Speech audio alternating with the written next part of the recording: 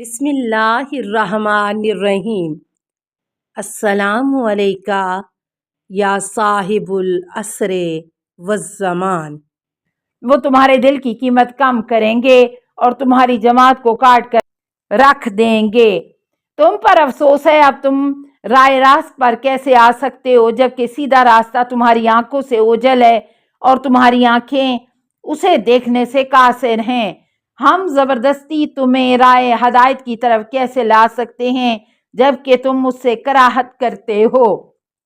سوید کہتے ہیں کہ ان عورتوں نے گھر جا کر یہ گفتگو اپنے مردوں کو سنائی تو مہاجرین و انصار کا ایک گروہ بی بی کی خدمت میں معذرت طلب کرنے کی غرض سے حاضر ہوا اور کہا کہ اے سیدات النساء، اگر ابو الحسن ہم سے ان کی سبقت سے پہلے اس بات کا تذکرہ کرتے تو ہم کبھی بھی ان کی بیعت نہ کرتے۔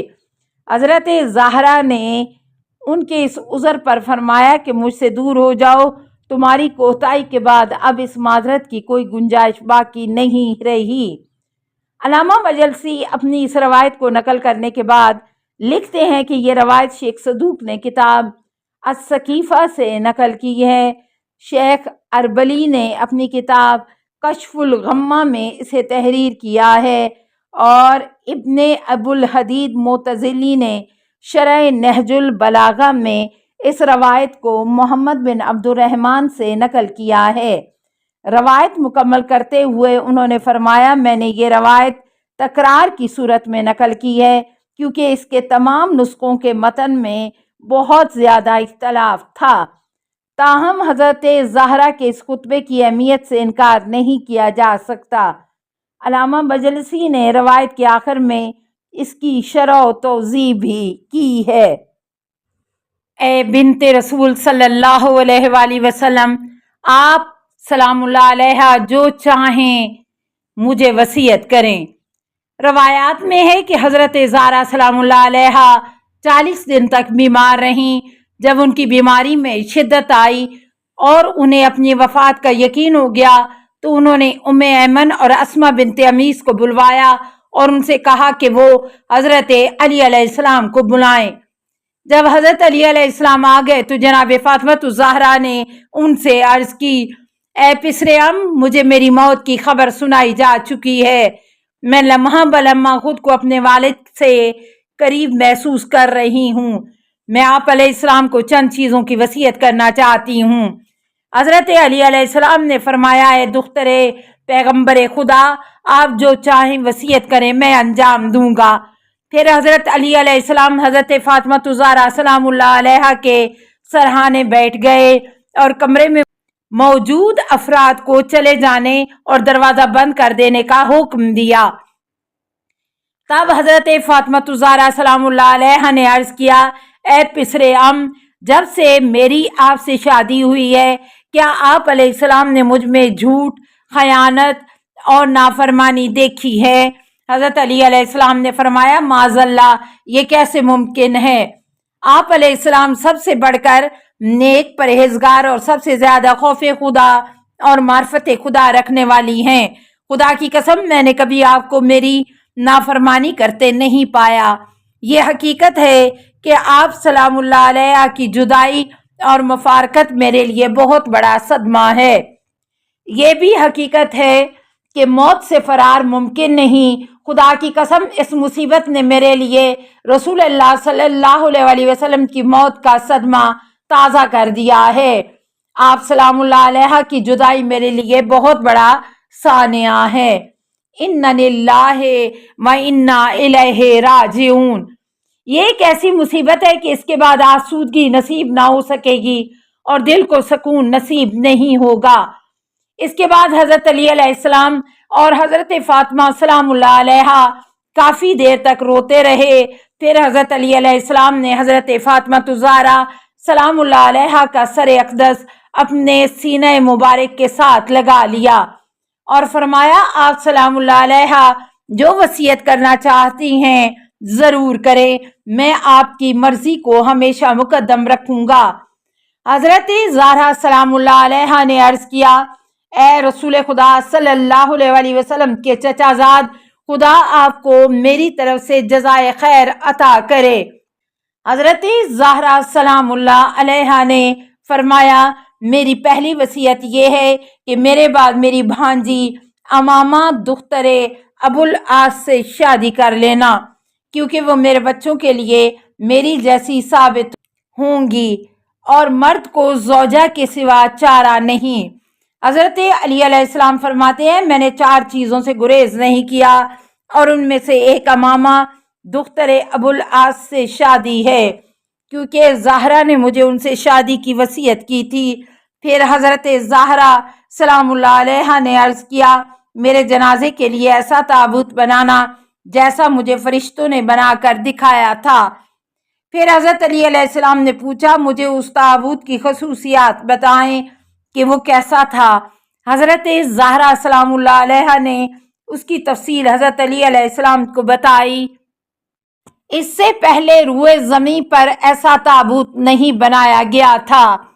پھر حضرت فاطمہ سلام اللہ علیہا نے عرض کیا میں آپ علیہ السلام کو وصیت کرتی ہوں کہ میرے جنازے میں وہ لوگ نہ آئیں جنہوں نے مجھ پر ظلم کیا اور میرا حق غصب کیا، کیونکہ وہ میرے اور رسول خدا کے دشمن ہیں۔ وہ اور ان کے پیرو میری نماز جنازہ نہ پڑھیں۔ مجھے رات کے وقت جب سب لوگ سو جائیں دفن کیجیے گا۔ اس وصیت کے بعد مظلومہ کونین کی آنکھیں بند ہو گئیں اور وہ اپنے پدر بزرگوار سے جا ملیں۔ جب اہل مدینہ کو واقعہ کی خبر ہوئی تو ان کے گریہ و فریاد کی صدائیں بلند ہوئیں۔ بنی ہاشم کی خواتین سیدہ کے گھر جمع ہوئیں اور اتنا گریہ کیا کہ شہر مدینہ لرزتا ہوا محسوس ہوتا تھا۔ خواتین بار بار کہتی تھیں ہائے سیدہ، ہائے دختر رسول۔ بہت زیادہ لوگ حضرت علی علیہ السلام کے پاس اکٹھے ہو گئے جہاں وہ بیٹھے تھے۔ حسنین شریفین بھی وہیں بیٹھ کر گریہ کر رہے تھے۔ لوگ انہیں دیکھ کر رونے لگے۔ حضرت ام کلثوم اس حالت میں گھر سے نکلی کہ ان کے چہرے پر نقاب تھا اور ان کی چادر کا پلو زمین پر گھسیٹتا جا رہا تھا۔ وہ رو رہی تھی اور کہہ رہی تھی یا ابتاہو یا رسول اللہ لآنا حقا فقد ناکا فقد اللہ لکا بادا ابدن۔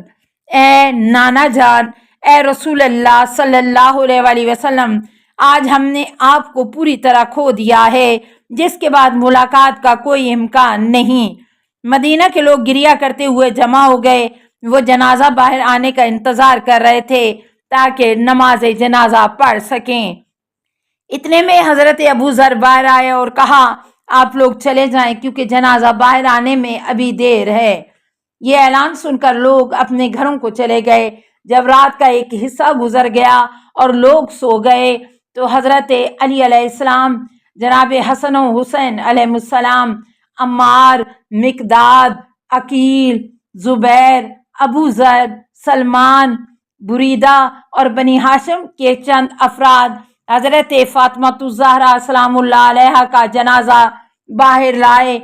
حضرت علی علیہ السلام نے نماز جنازہ پڑھائی اور انہیں رات کو ہی دفن کر دیا گیا۔ تب حضرت علی علیہ السلام نے ان کی قبر کے اطراف میں 7 قبریں بنا دیں تاکہ جناب فاطمہ الزہرا کی قبر کی تشخیص نہ ہو سکے۔ کچھ لوگوں کا کہنا ہے کہ حضرت علی علیہ السلام نے قبر کو زمین کے برابر کر دیا تاکہ جائے قبر کا تعین نہ کیا جا سکے۔ بحار الانوار 143 191 الحدیث 20۔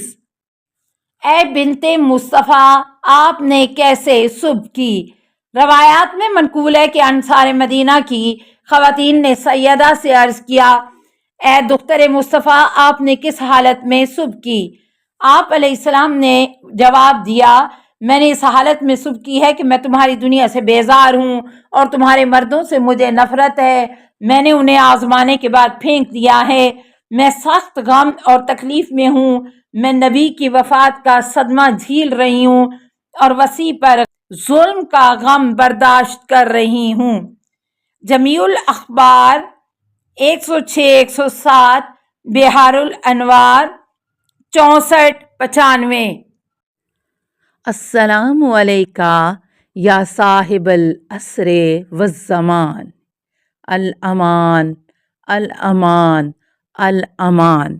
من فتن الزمان السلام علیکہ یا خلیفۃ الرحمن السلام علیکہ یا امام الانس والجان السلام علیکہ یا مظہر الایمان السلام علیکہ یا شریک القرآن السلام علیکہ یا قاطع البرہان السلام علیکہ یا امام زماننا ھذا اجل اللہ فرجک وسہل اللہ مخرجک وظہور کا السلام علیکہ ورحمۃ اللہ اللہم صلی علی محمد و آل محمد